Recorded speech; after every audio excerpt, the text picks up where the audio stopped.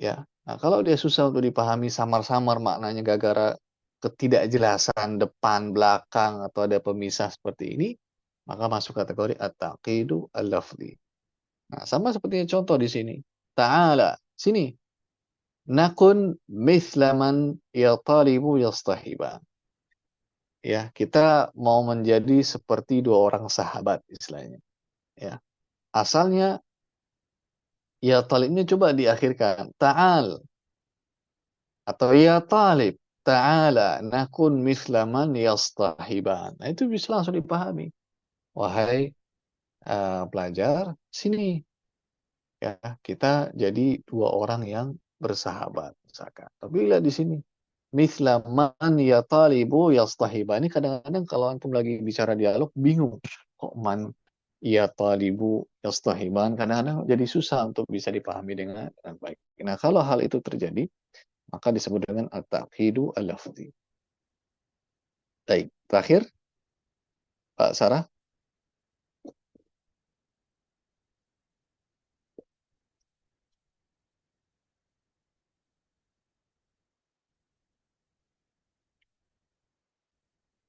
silakan Pak Sarah.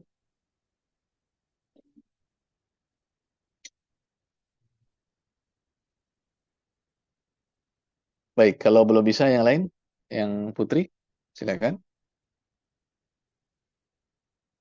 Siapa yang membaca yang Putri?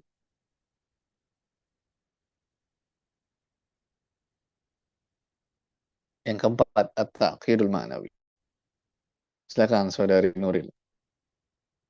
رابعا التعقيد المعنوي كون الكلام خفي خفي خفي الدلالة على المعنى المراد من جهة المعنى بسبب استعمال مجازات وكنايات لا يفهم المراد بها نحو فنشر الملك ألسنته في المدينة أي عيونه أي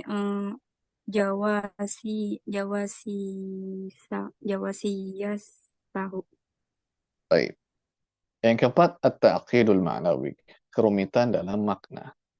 لكون الكلام خفي الدلالة على المعنى المراد من جهة المعنى بسبب استعمال مجازات وكنايات لا يفهم المراد بها. Jadi yang 3 sama 4 sebenarnya sama. Yang membedakan dari sisi mananya. Ya, jadi kalimat itu tidak bisa dipahami maknanya alias menjadi samar. Yang satu karena sebabnya adalah lafal, yang satu sebabnya adalah makna. Kalau lafal itu sumber penyebabnya karena adanya takdim, mendahulukan apa yang seharusnya tidak didahulukan, atau takhir, mengakhirkan apa yang sesuatu harusnya tidak diakhirkan, atau fasal, ada pemisah yang membuat jadi susah dipahami. Ini dari segi lafalnya. Kalau dari segi makna, yang poin keempat yang akan kita bahas, itu sebabnya karena ada majaz. Ya, ada majaz atau ada kinayat. Nanti akan kita bahas apa itu majaz, apa itu kinayat, yang tidak bisa dipahami maknanya. Alias majaz atau kinayah itu kurang pas. Ya, contohnya apa? Nasyarul maliku al-sinatahu fil Madinah. Raja itu mengutus al-sinah. Al-sinah itu jama'. Apa mufradnya teman-teman?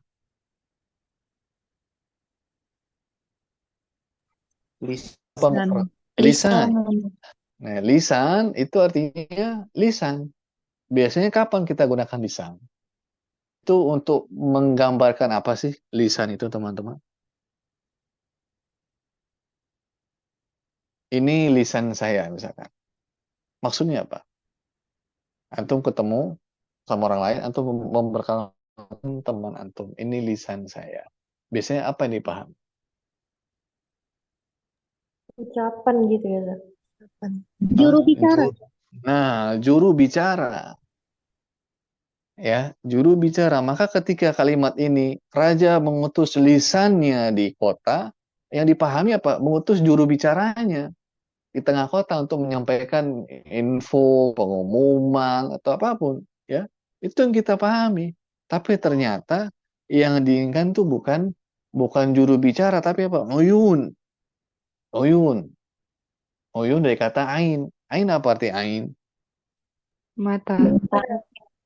Nah, yang dimaksud dengan uyun adalah jawasis. Mata-mata. Ya. Jadi, sang raja salah memilih ungkapan. Atau bukan sang raja yang mengucapkan. Kalau ingin mengutus mata-mata, maka pakainya uyun. Bukan menggunakan alsina. Karena alsina yang dipahami adalah juru bicara. Sehingga hal ini yang membuat kalimat itu jatuh pada at-ta'qidul ma'nawi, kerumitan dalam segi makna. Ya. Sebabnya apa? Ada majaz atau ada kinayah yang tidak digunakan sebagaimana mestinya sehingga disalah artikan atau salah pahami. Terakhir, satu lagi, fasahatul mutakallim.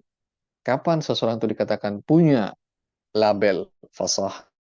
Malakatun yaqtadiru biha ala ta'biri anil maqsudi bikalamin fasihin fi ayyi gharadin kan. Jadi fasahatul mutakallim itu adalah malakah, kemampuan, bakat, kompetensi, kepemilikan yang seseorang itu bisa menggunakan kapan saja untuk mengungkapkan apa yang dia mau. Menggunakan ucapan yang fasih pada apapun sikonnya. Jadi kalau ada orang yang bisa mengungkapkan sesuatu dengan fasih, kapanpun yang dia mau, maka kita katakan dia mutakallimun fasih. Artinya kalau dia betul-betul bisa menggunakan kata pada tempatnya, kalimat pada tempatnya, katanya tidak ada yang membuat dia mencoreng dari kefasihan, begitu pula kalimatnya tidak ada yang membuat dia tercoreng dari kefasihan, maka orang tersebut adalah fasih atau mutakallimun fasih. Tapi kalau dalam ucapannya ada yang membuat entah dari segi katanya dia tidak fasih atau kalimatnya ada yang membuat dia tidak fasih, maka tidak bisa kita katakan mutakallimun fasih. Ya, jadi ini tiga hal yang kita pelajari di hari ini, fasahatul kalimah, fasahatul kalam, dan juga fasahatul mutakallim. Nanti insya Allah pekan depan kita akan bahas al-balaghah, kemudian ilmu-ilmunya yang ada tiga. Nanti kalau ada waktu kita bisa ambil satu pembahasan yang berkaitan dengan al-khabar insya Allah.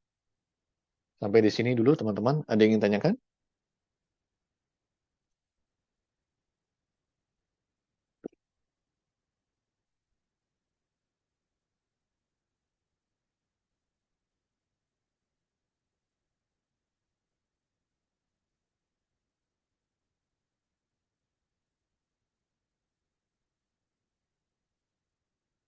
Baik, kalau tidak ada pertanyaan kita cukupkan sampai di sini. Insya Allah ketemu lagi pekan depan ya teman-teman. Terima kasih banyak untuk kehadiran antum di hari ini dari pagi sampai siang. Semoga apa yang kita baca bersama bisa bermanfaat buat antum semua. Subhanakallahumma bihamdik. Asyhadu an la ilaha illa ant. Astaghfiruka wa atubu ilaik. Wa sallallahu wa sallama wa baraka ala nabiyyina Muhammadin wa ala alihi wa sahbihi. Barakallahu fikum wa ahsana ilaikum wa yassara umurakum. Wassalamu alaikum warahmatullahi wabarakatuh.